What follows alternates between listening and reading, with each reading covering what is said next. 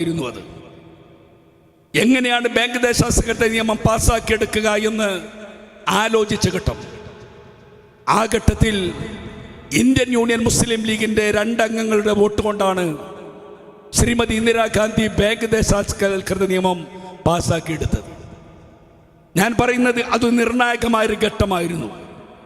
India രാജ്യത്തിൻ്റെ സാമ്പത്തിക വളർച്ചയിൽ, ഇന്ത്യ രാജ്യത്തിൻ്റെ പുരോഗതിയിലൊക്കെ ഈ രാജ്യത്തിന് വഹിക്കാനുള്ള വലിയ പങ്ക്, അവിടെയൊക്കെ വളരെ കൃത്യമായ നിലപാടുകൾ സ്വീകരിച്ചു എന്നതുകൊണ്ടാണ് ഇന്ത്യ രാജ്യത്തിൻ്റെ പ്രതിനിധിയായി പരമോന്നതമായ UN സഭയിൽ ഇന്ത്യൻ യൂണിയൻ മുസ്ലിം ലീഗിൻ്റെ നേതാവിന് 7 തവണ പോവുവാൻ ഭാഗ്യമുണ്ടായത്. ഈ അഹമ്മദ് സാഹിബ് ഐക്യരാഷ്ട്രസഭയിൽ 1 തവണയല്ല 2 തവണയല്ല, ഏത് ഗവൺമെന്റുകൾ മാറി വന്നപ്പോഴും. നമുക്കറിയാം, പ്രിയങ്കരനായ വാജ്പേയി ഇന്ത്യയുടെ പ്രധാനമന്ത്രി ആയിരിക്കുമ്പോഴും വാജ്പേയിയും ഐക്യരാഷ്ട്രസഭയിൽ ഇന്ത്യയുടെ ശബ്ദം അഹമ്മദാകട്ടെ എന്ന് തീരുമാനിച്ചു. അത് നമ്മുടെ നിലപാടുകളാണ്. ലീഗ് എല്ലാ കാലത്തും എടുത്ത അതിൻ്റെ സമീപനങ്ങളാണ്. രാജ്യത്ത് വർഗീയതക്കെതിരായി ശക്തമായ നിലപാടുണ്ടായി. ഇവിടുത്തെ രാജ്യത്തിലെ ന്യൂനപക്ഷങ്ങളുടെ, മുസ്ലിങ്ങളുടെ അവകാശങ്ങൾക്ക് വേണ്ടി വിശ്വാസ സംഹിത ഉറപ്പിക്കുന്നതിന് വേണ്ടി പോരാടുമ്പോൾ ആ പോരാട്ടത്തോടൊപ്പം തന്നെ ഈ രാജ്യത്തിലെ ഇതര മതസമുദായങ്ങളുടെ അവകാശങ്ങൾ കൂടി നേടിയെടുക്കാൻ നമ്മൾ ബാധ്യസ്ഥരാണ് എന്നറിഞ്ഞു.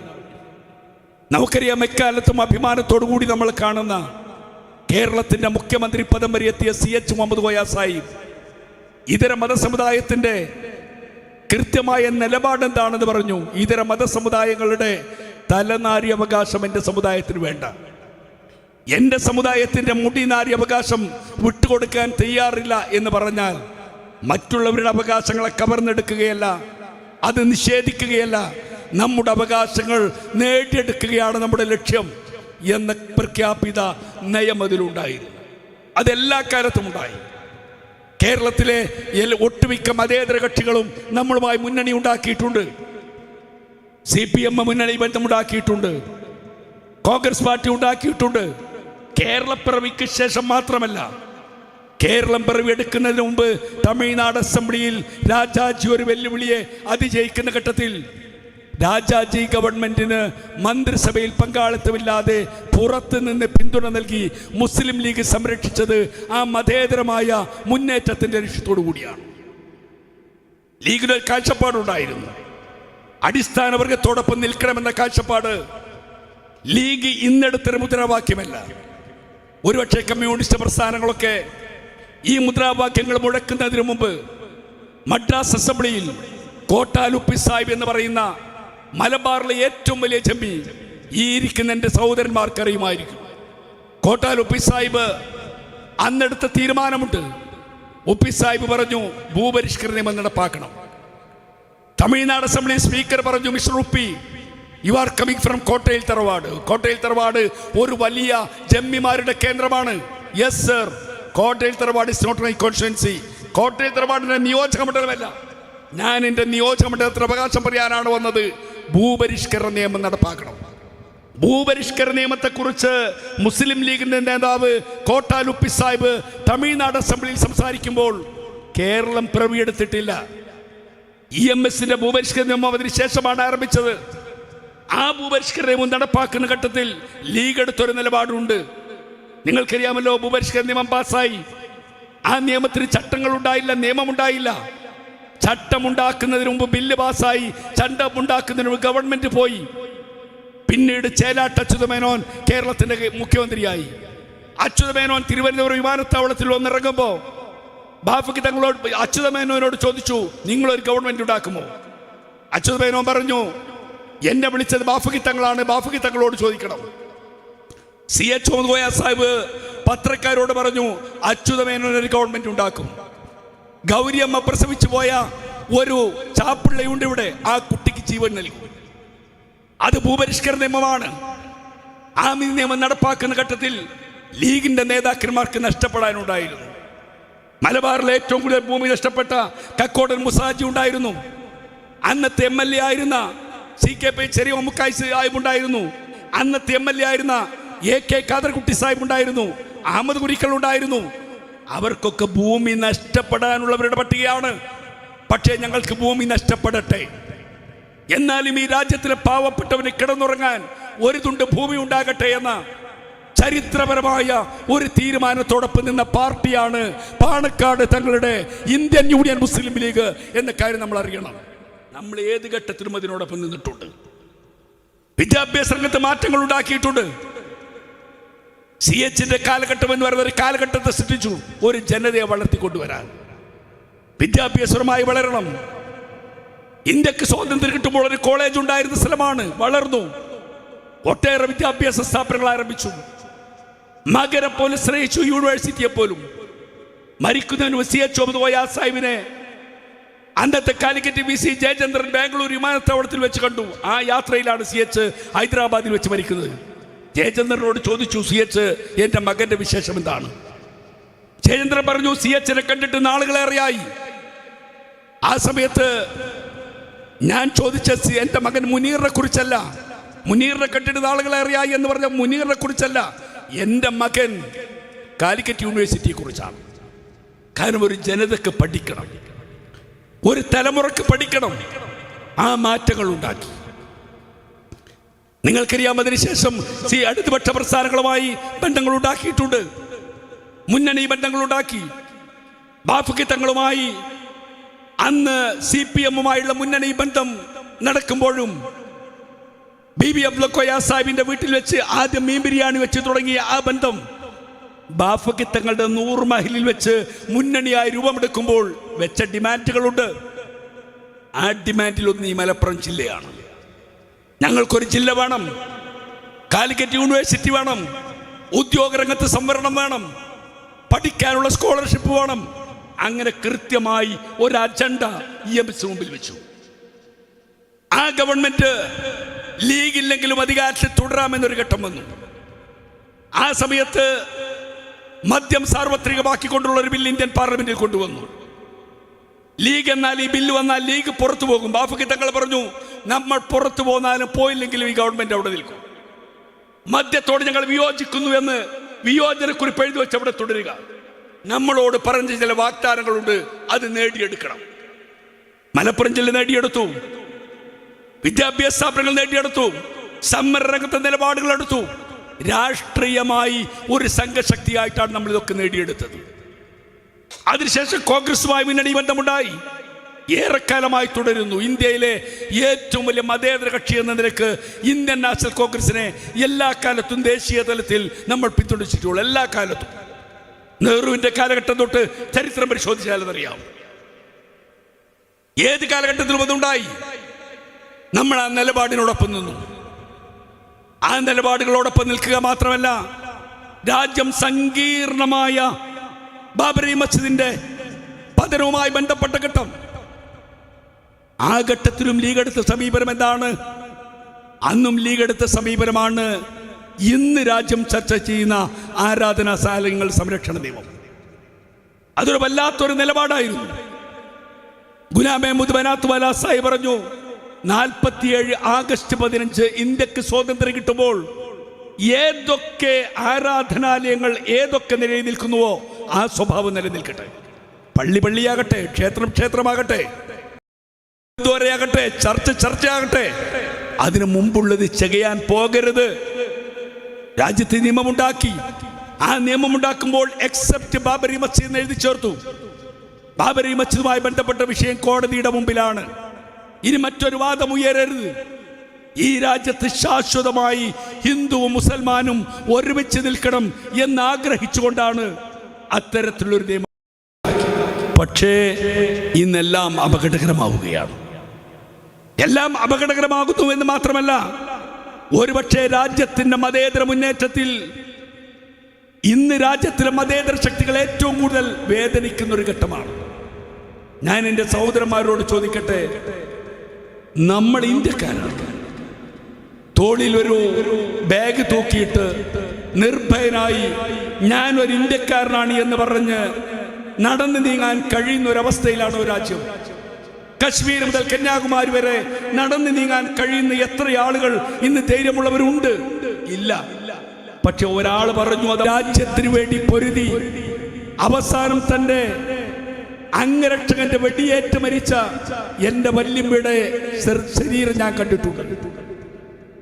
ഈ രാജ്യത്തിന് വേണ്ടി ശക്തമായ നിലപാടെടുത്ത് ശത്രുക്കളാൽ ചിതറിത്തെറിച്ചു പോയ എന്റെ പിതാവ് രാജീവ് ഗാന്ധിയുടെ ശരീരം ഞാൻ കണ്ടിട്ടുണ്ട്.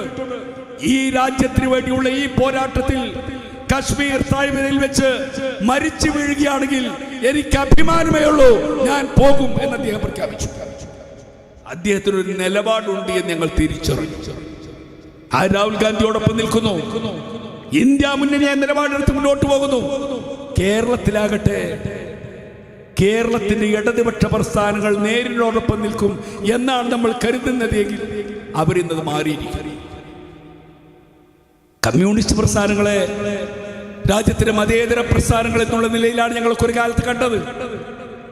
അത്തരം നേതാക്കൾ അതിനുണ്ടായിരുന്നു. രാഷ്ട്രീയമായ വിയോജിപ്പുകൾ ഉണ്ടാകാം, പക്ഷെ പല ഘട്ടങ്ങളിലും രാജ്യത്തിലെ ന്യൂനപക്ഷങ്ങളുടെ വിഷയങ്ങൾ വരുമ്പോൾ അവരെടുത്ത ചില സമീപനങ്ങളുണ്ട്. ഞാനൊരു പക്ഷേ ചമറക്കാട്ടൂരിൽ ആദ്യമായി പ്രസംഗിച്ചത് ആ കാലഘട്ടത്തിലാണ്. ശങ്കര നമ്പൂതിരിപ്പാടിന്റെ ശരീഅത്ത് വിവാദ കാലഘട്ടം. കാലത്തിന്റെ കൂലക്കുത്തി ഒലിച്ചു പോകാത്തതായി ഒന്നുമില്ല, ശരീഅത്ത് നിലനിൽക്കില്ല എന്ന് പറഞ്ഞ ഒരു ഘട്ടം. ആ ഘട്ടത്തിൽ നമ്മളെടുത്തൊരു പോരാട്ടമുണ്ട്. സയ്യിദ് സാഹിബും ബനാത്ത് വലാ സാഹിബും ഒക്കെ ഇന്ത്യൻ പാർലമെന്റിൽ നടത്തിയ ശക്തമായ പോരാട്ടം. ഗുലാം അഹമ്മദ് ബനാത്ത് വലാ സാഹിബ് നിയമത്തിന്റെ തലനാരിയെ കീറി നടത്തിയ 7.5 മണിക്കൂർ നേരത്തെ പാർലമെന്റ് പ്രസംഗം നിങ്ങൾ ഓർക്കുന്നുണ്ടാകും. അവസാനം ആ പ്രസംഗം നിലക്കുന്നില്ല എന്ന് കണ്ടപ്പോൾ എഴുന്നേറ്റ് നിന്ന് പ്രധാനമന്ത്രി പറഞ്ഞു, രാജീവ് ഗാന്ധി പറഞ്ഞു, ബനാത്ത് വാലാജി അങ്ങ് പ്രസംഗം അവസാനിപ്പിക്കണം. ഈ നിയമം സർക്കാർ ഏറ്റെടുക്കുകയാണ്. ഇന്ത്യ ഗവൺമെന്റിന്റെ നിയമമായി അംഗീകരിച്ചുകൊണ്ടാണ് വ്യക്തി നിയമം സംരക്ഷിച്ചത്. ഇസ്ലാമിക ശരീഅത്തിന്റെ നിലപാടെടുക്കുന്നതിന് വേണ്ടി അന്ന് നടത്തിയ പോരാട്ടത്തിൽ നിങ്ങളൊക്കെ പങ്കാളികളായിരുന്നു. അന്ന് CPM-ന്റെ കപടമുഖം നമ്മൾ കണ്ടതാണ്. ഏക സിവിൽ കോഡിന് വേണ്ടി അവർ നടത്തിയ പരിശ്രമങ്ങൾ അന്ന് വ്യക്തമായതാണ്. അങ്ങനെ പല ഘട്ടങ്ങളും കടന്നുപോയി. ആ കാലഘട്ടം കഴിഞ്ഞ് വീണ്ടും വന്നു. പിന്നീടുണ്ടാകുന്ന ഓരോ നിലപാടുകളിലും അത് വ്യക്തമായി. ഒരു സമൂഹം വിദ്യാഭ്യാസപരമായി വളരരുത്, ഒരു സമൂഹം ഉയർച്ച ഉണ്ടാകരുത്. എവിടെയോ ഒരു വല്ലാത്തൊരവസ്ഥ. നമ്മളെ എപ്പോഴും അങ്ങനെ ഒരു മുൾമുനയിൽ നിർത്താൻ CPM-ന്റെ നേതാക്കന്മാർ ശ്രമിച്ചുകൊണ്ടിരുന്നു. നമ്മുടെ മക്കൾക്ക് വിദ്യാഭ്യാസം നൽകി. ഈ മലപ്പുറം ജില്ല വിജയബേരി പദ്ധതിയിലൂടെ 26% നിന്ന് 63% കുതിച്ചുയർന്നു. നമ്മൾ നോക്കി കേരളത്തിന്റെ മുഖ്യമന്ത്രി സഖാവ് അച്യുതാനന്ദൻ ഞങ്ങൾ അഭിനന്ദിക്കുന്ന ഒരു നിർണായക ഘട്ടം. പക്ഷെ അദ്ദേഹം പറഞ്ഞത് അവർ കോപ്പി അടിച്ചിട്ടുണ്ടാകും. നമ്മുടെ മക്കളെ ഉറക്കമൊഴിച്ച് പഠിച്ച ആ ഒരു പഠനത്തിന് ഒരു നല്ല വാക്ക് പറയാൻ അന്നത്തെ മുഖ്യമന്ത്രി. കേരളത്തിൽ നിന്നും ചർച്ച ചെയ്തുകൊണ്ടിരിക്കുന്ന ലവ് ജിഹാദ് എന്ന വാക്ക് ആദ്യം ഉച്ചരിച്ചത് സഖാവ് അച്യുതാനന്ദനാണ്. അവരങ്ങനെ നമ്മുടെ ആളുകളെ കല്യാണം കഴിപ്പിച്ച് 10-30 വർഷം കൊണ്ട് ഇതൊരു മുസ്ലിം രാഷ്ട്രമാക്കി മാറ്റി. അതുപയോഗിച്ച ഭാഷയാണ്. RSS നേതാവല്ല, സന്ദീപ് വാര്യരെ പോലുള്ള ആളുകൾ അന്നപ്പുറത്തുണ്ട്. ആ ഭാഷ ആദ്യം പഠിപ്പിച്ചത് അച്യുതാനന്ദനാണ്. നിങ്ങൾ മറന്നു പോയിട്ടുണ്ട്. ഇന്ന് ആ ഒരു വഴിയിലേക്ക് അവർ വീണ്ടും എത്തിക്കൊണ്ടിരിക്കുകയാണ്.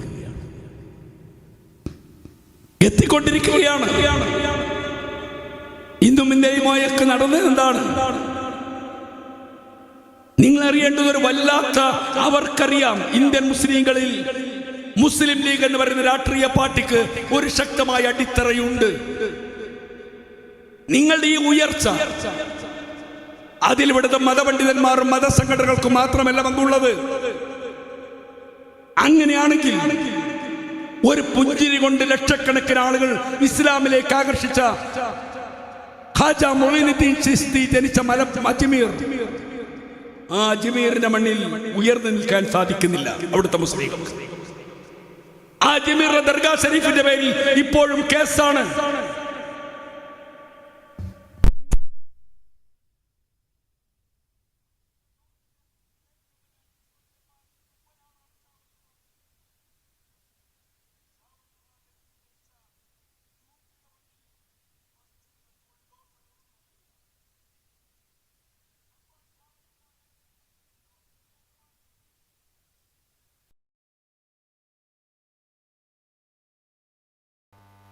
ഞാനും നിങ്ങളും കേട്ടറിഞ്ഞ ഏറ്റവും വലിയ മതപണ്ഡിതനായിരുന്നല്ലോ ലോക പ്രശസ്തനായ മൗലാന അബുൽ ഹസൻ അലി നദവി.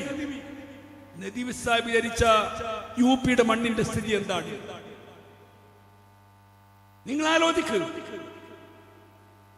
എന്നാൽ അതിൽ നിന്ന് വിഭിന്നമായ ഒന്നിവിടെ ഉണ്ട്. ഇന്ന് കേരള മുസ്ലിങ്ങൾക്ക് വിദ്യാഭ്യാസ രംഗത്ത്, രാഷ്ട്രീയ രംഗത്ത്, സാമൂഹ്യ രംഗത്ത് ഒക്കെ പുരോഗതി ഉണ്ടാക്കിയ 2 സ്റ്റേറ്റ് ഉണ്ടെങ്കിൽ അത് കേരളവും തമിഴ്നാടുമാണെങ്കിൽ അത് ഖായിദെ മില്ലത്ത് മുഹമ്മദ് ഇസ്മായിൽ സാഹിബിന്റെയും ബാഫഖി തങ്ങളുടെയും രാഷ്ട്രീയ മുന്നേറ്റമാണ്. ആ രാഷ്ട്രീയ മുന്നേറ്റത്തിന്റെ കരുത്തിലാണ് നമ്മൾ ലീഗ് അത് ഉണ്ടാക്കിയിട്ടുണ്ട്. ലീഗ് ഉണ്ടാക്കിയതാണ്. അതുകൊണ്ടാണ് പലരും കാത്തിരിക്കുന്നത് ലീഗിനെ തകർക്കണം, ലീഗിനെ തകർക്കണം.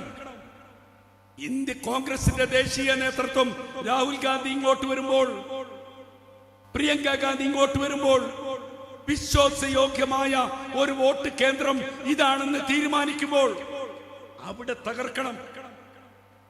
അവിടെ തകർക്കേണ്ടത് അനിവാര്യമാണ്. അതിനെന്ത് വേണം? ഇലക്ഷൻ ഡിക്ലെയർ ചെയ്ത സമയത്ത്, പ്രിയങ്ക ഗാന്ധി മത്സരിക്കുന്ന സമയത്തിന് മുമ്പായി കേരളത്തിന്റെ മുഖ്യമന്ത്രി പിണറായി വിജയൻ ഡൽഹിയിൽ പോയിട്ട് ഇന്ത്യയിലെ ഏറ്റവും വലിയ ദേശീയ മാധ്യമ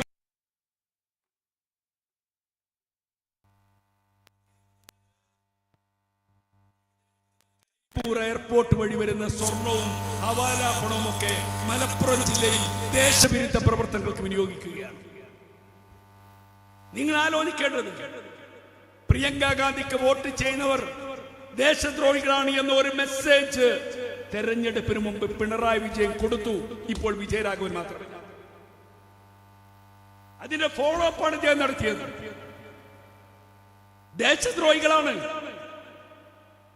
ഇവരെന്നൊരു വാക്ക് കൊടുത്തു.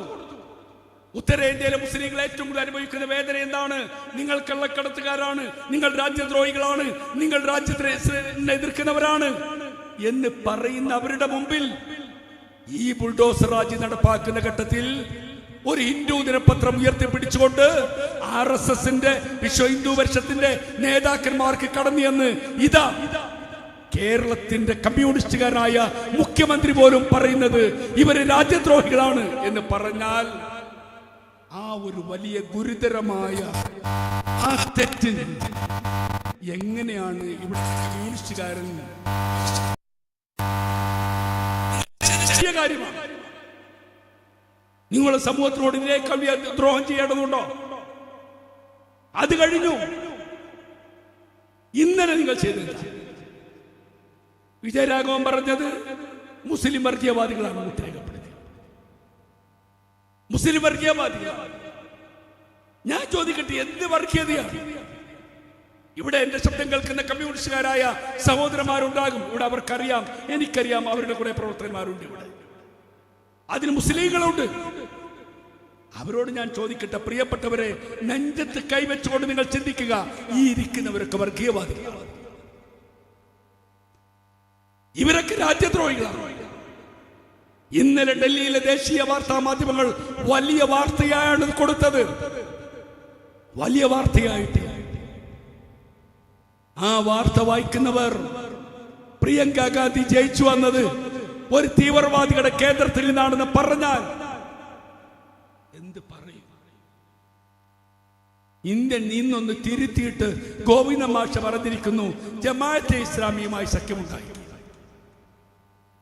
പ്രിയപ്പെട്ട ഗോവിന്ദൻ മാഷോട് ചോദിക്കട്ടെ, അങ്ങനെയാണെങ്കിൽ 1996 നിങ്ങൾ സഖ്യമുണ്ടാക്കിയിട്ടുണ്ട്.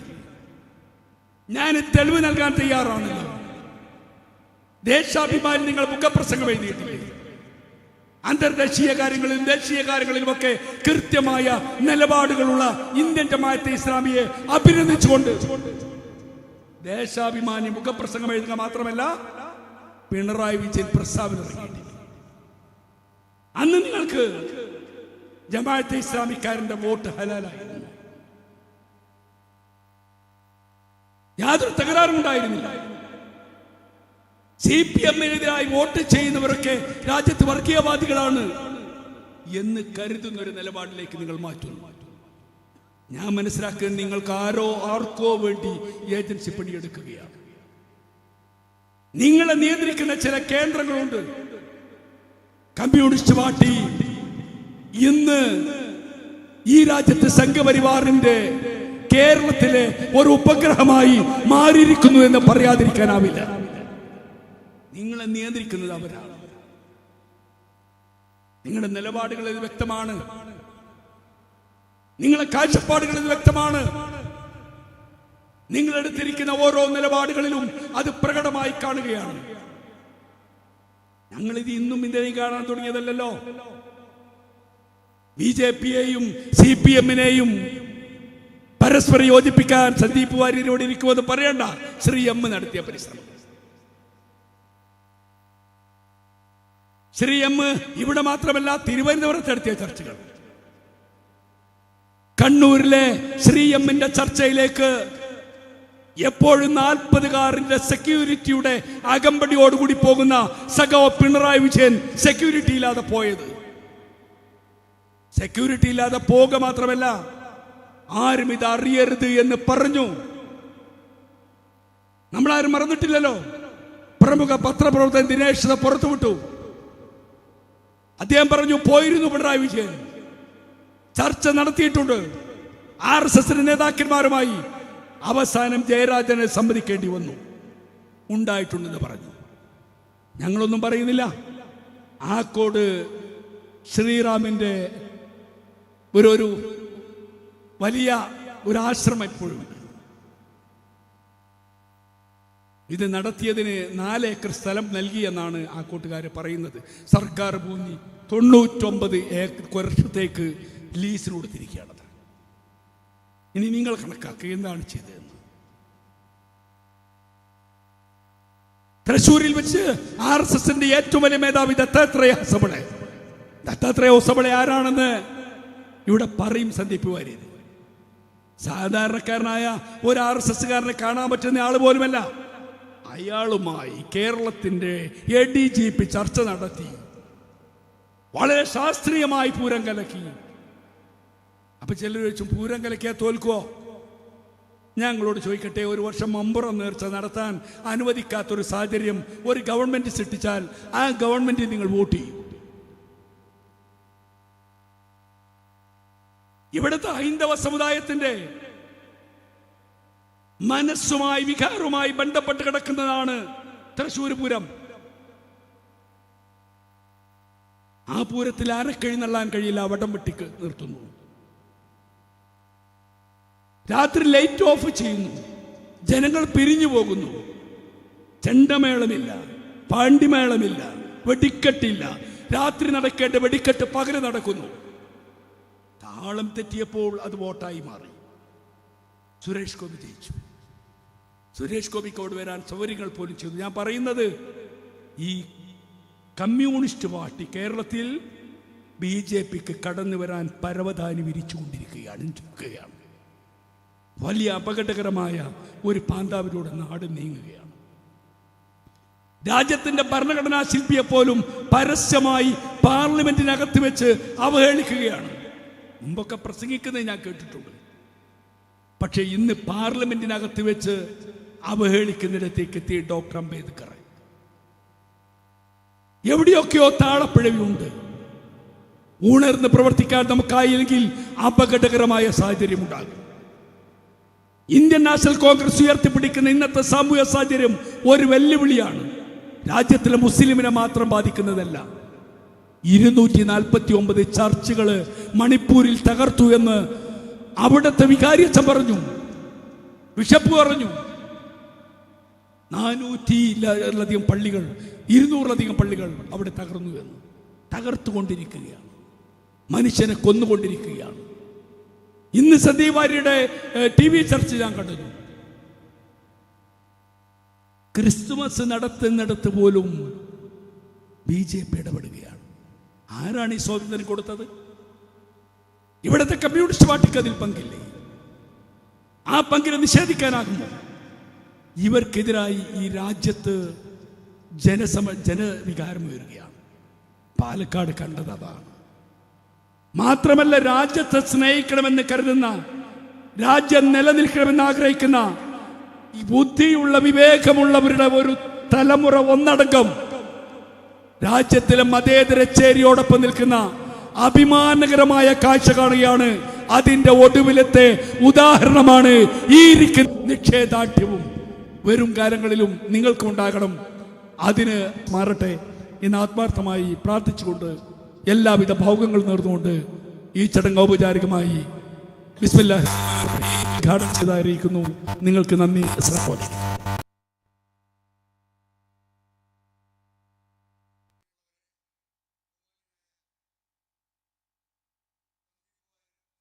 അതിനു മുമ്പ് പ്രിയപ്പെട്ട MLA PK ബഷീർ സാഹിബ് കുറച്ച് സമയം നിങ്ങളോട് സംസാരിക്കും.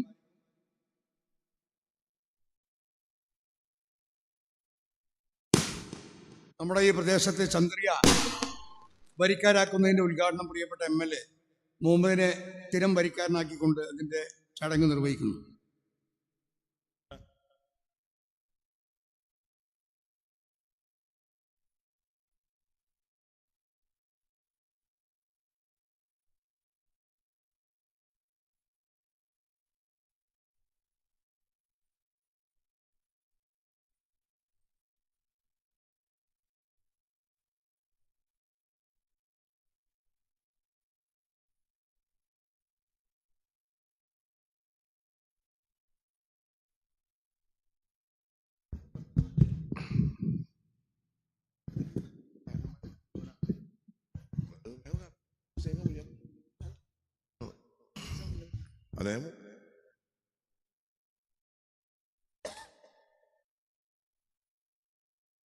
അസ്സലാമു അലൈക്കും വറഹ്മത്തുള്ളാഹി. ബഹുമാന്യ അധ്യക്ഷൻ പ്രിയപ്പെട്ട CK, സംസ്ഥാന മുസ്ലിം ലീഗിൻ്റെ സെക്രട്ടറിയും എൻ്റെ പ്രിയപ്പെട്ട സുഹൃത്തുമായ പ്രിയപ്പെട്ട അബ്ദുറഹ്മാൻ നെട്ടത്താണി, ഇന്ന് ഈ പരിപാടിയിലെ മുഖ്യാതിഥി കൂടിയായ മുഖ്യപ്രഭാഷണം കൂടിയായ പ്രിയപ്പെട്ട സന്ദീപ് വാര്യർ അവറുകളെ,